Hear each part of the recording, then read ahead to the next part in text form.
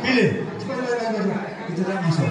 Sungguhnya saya amat gembira apa melihat respon daripada murid-murid sekalian, dan percayalah ini satu petanda baik kepada adik-adik untuk menjadi seorang pelajar yang bijak. Yang pertama, adik kena ingat bahawa kita datang ke sekolah untuk mencari ilmu sebanyak yang mungkin. Sudah tentulah ibu kita, bapa kita mengharapkan sesuatu yang besar untuk menjadi seorang murid ataupun anak-anak yang cemerlang di dalam pelajaran. Untuk itu, adik-adik harus buktikan kepada mereka bahawa kelahiran adik ini mempunyai kesan yang besar kepada kehidupan ini, sebab mereka ini harus dipuji. Ibu kita yang mengandung 9 bulan 10 hari, bapa kita yang bekerja bersebulan untuk mencari duit untuk menyekolahkan kita. Untuk itu, adik-adik harus buktikan bahawa adik-adik akan menjadi seorang yang hebat di dalam kehidupan, terutamanya di dalam pelajaran masing-masing. Dan ingat, 3 doa yang dimakbulkan oleh Allah kepada mereka ini. Pertama, mereka yang bermusafir. Yang kedua, mereka yang dizalimi. Ketiga, ibu dan ayah yang mendoakan sesuatu kepada anak-anak mereka. Tuhan akan buka hijab, memberi harapan yang besar kepada ibu kita yang berdoa agar kita menjadi seorang anak yang baik dan menjadi pelajar yang cemerlang. Jadi jangan sesekali mengatakan kepada mereka. Jangan sesekali menidakkan apa yang mereka suruh, dan pastikan hati mereka tidak tercara. Andai kata perbuatan kita nanti boleh memberi kesan kepada mereka. Dan ingat, syurga di bawah tapak kaki. Syurga di bawah tapak kaki.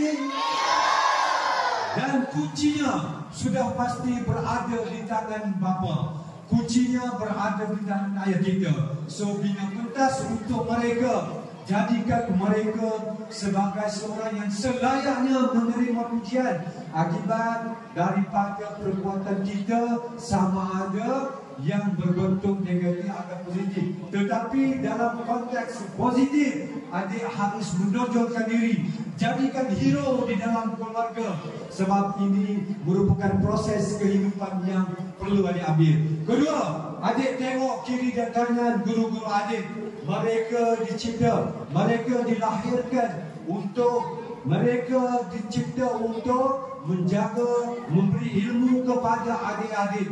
Mereka lah diberi oleh Allah untuk bagaimana mengajar adik-adik dunia ataupun akhirat. So, jangan sesekali menidakkan tugas-tugas mereka. Ucapkan terima kasih cikgu selepas mengajar. Halalkan dunia dan akhirat. Saya sayang cikgu dan terima kasih banyak-banyak. Yang ketiga, tengok kanan dan kiri kawan adik-adik. Inilah merupakan aset yang penting untuk adik lebih maju di dalam pelajaran. Jangan bully mereka, jangan sakiti hati mereka, jangan berbuat sesuatu yang boleh melukai hati mereka. Sebab ada di antara kita pandai matematik, pandai bahasa Inggeris, pandai bahasa Malaysia dan sebagainya. Jaga mereka, jadikan mereka ini sebagai inspirasi untuk adik-adik maju di dalam pelajaran. Jadi sekali lagi saya mohon kemaafan ada kata selama saya pada pagi ini menggunakan satu perkataan yang keras, sebab ini satu proses di mana saya perlu mendidik anak bangsa saya. Jadi dengan nada suci Bismillahirrahmanirrahim. Wabillahi taufiq wal hidayah. Assalamualaikum warahmatullahi wabarakatuh. Terima kasih.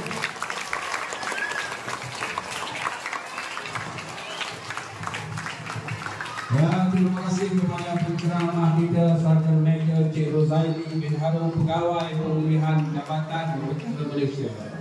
Sekali lagi berikan satu tepukan berpenuh kepada penceramah kita.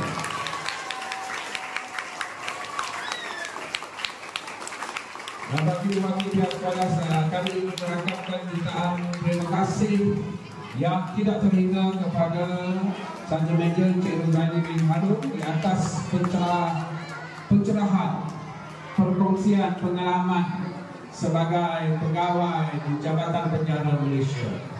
Okey, cikgu nak tanya, awak nak masuk penjara tak? Awak nak kena rotes tak? Alhamdulillah kuat. Nampaknya positif. Dan untuk itu